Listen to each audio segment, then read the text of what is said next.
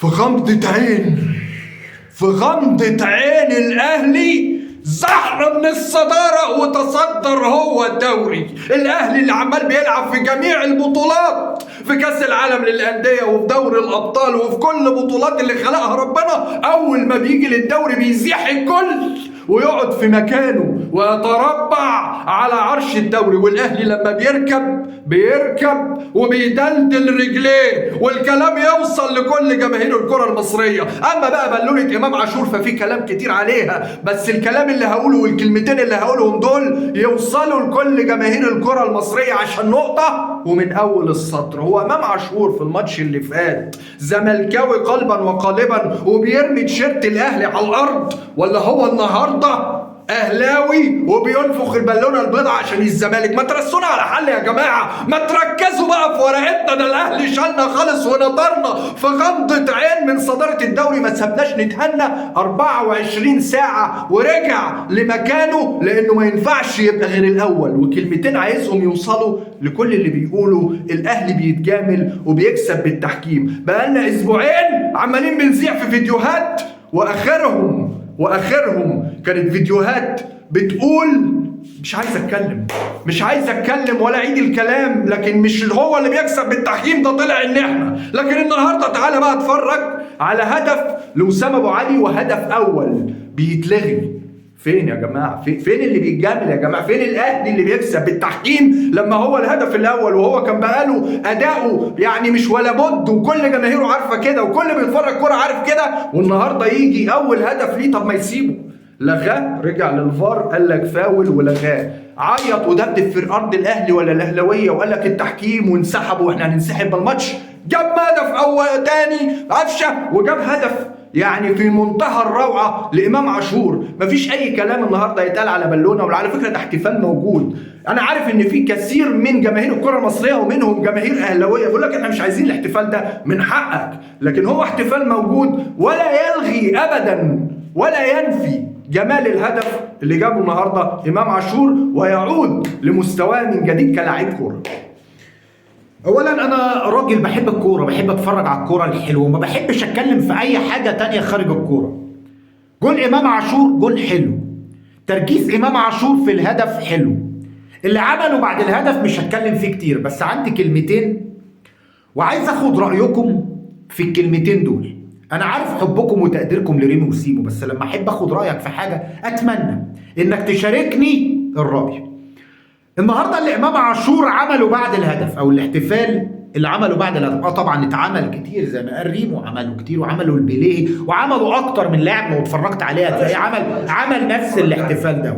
بس انا عندي نقطه عايز اتكلم فيها، سواء المقصود بيه الزمالك او مش مقصود بيه نادي الزمالك، او المقصود بيه زيزو او مش المقصود بيه زيزو، او اي فسر زي ما تفسر طريقه امام عاشور في الاحتفال بالهدف واللي جايه بعد جون عالمي. يعني ربنا كرمك بجون انا شايفه عالمي وتركيز عالمي، ان انت ترقص الحارس وجيبها بالشكل ده، فانت مركز.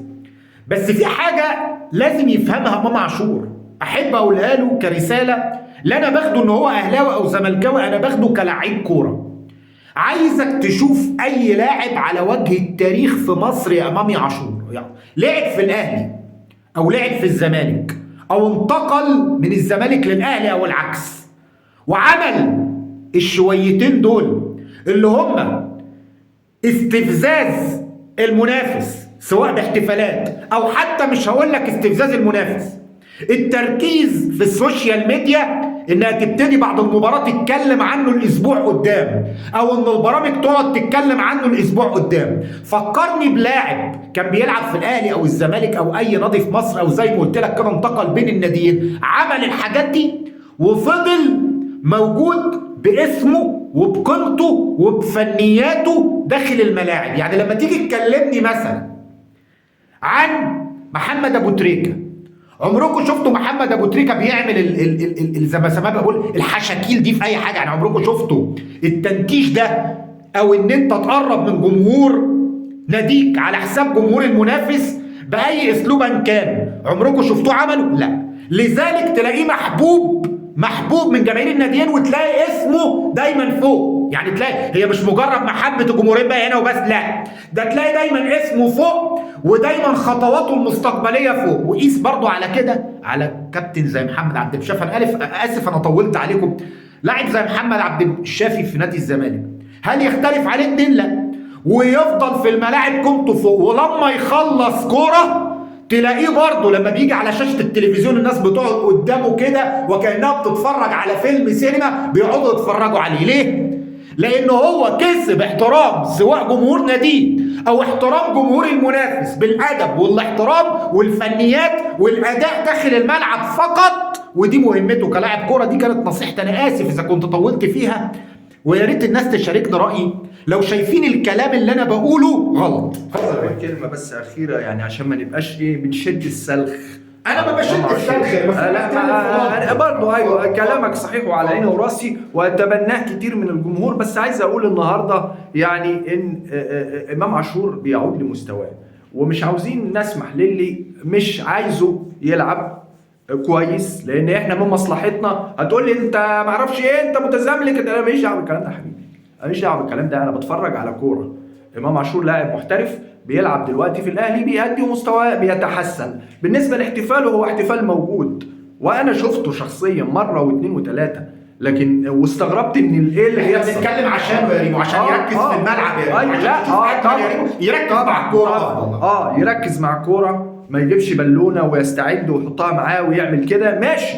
لكن ان احنا نذبح اللعيب وان احنا ننصب له المشانق على انه عمل واصل ده ايه وكده وعقاب ويتعاقب وما اعرفش مين، لا. يعني ممكن شدت ودن من اداره النادي الاهلي للانضباط، لانه ما ينفعش ان انت تعمل كده، لان في اساطير في النادي الاهلي وفي اساطير في نادي الزمالك ما كانوش بيستخدموا الاساليب اللي هي اذا اعتبرناها مكايده، ولكن هي مش البالونه مش مكتوب عليها لا الزمالك ولا مكتوب عليها زيزو ولا كان عليها خطين حمر ولا كانت حلقه مثلا انجليزي من زي مش فيش اي حاجه بتقول ان البالونه بتقول فلان ولا علان ولا ترتان، هي مجرد بالونه بس. قصه ان انا اجيب حاجه واخبيها معايا وهنفخها بقى لما اجيب الجون والشو ده يمكن بعيد شويه عن النادي الاهلي، عشان يكون عندكم علم، يعني بعيد عن النادي الاهلي. ما فيش حد لعيبه بتعمل كده من النادي الاهلي، يمكن من انديه ثانيه تعمل الشو ده، لكن النادي الاهلي ما فيهوش كده، مش محتاج اصلا زي ما بقول لك انه يعمل كده. بينافس على كل البطولات، بيحقق كل البطولات، مش محتاج لعيب لما يجيب هدف في الدوري يعمل كده. هو ده الموضوع. لكن النهارده الاهلي بيعود تدريجيا لمستواه، وزي ما بقول لك الاهلي لما بيركب الدوري بيركب وبيدلدل رجليه. طب احنا هناخد مكاننا بقى الطبيعي ونبقى في المركز الثاني؟ ما خلينا نتكلم صراحه. الزمالك هيبقى ولا بيراميدز اللي ب 14 نقطه برضه معانا في المركز برضه معانا، هو بقى هيزحنا بقى. هنركز بقى في مستوانا ونشوف ولا نفضل حاطين النادي الاهلي في دماغنا، وكل اللي بيتكلم كلمه حلوه لا ده انت ما اعرفش ايه، لا ده انت ما اعرفش ايه. لا، احنا بنتكلم كلام كوره، كلام موجود. النهارده النادي الاهلي ب 15 نقطه يتصدر الدوري وبينافس في كل البطولات، واحنا السلام عليكم.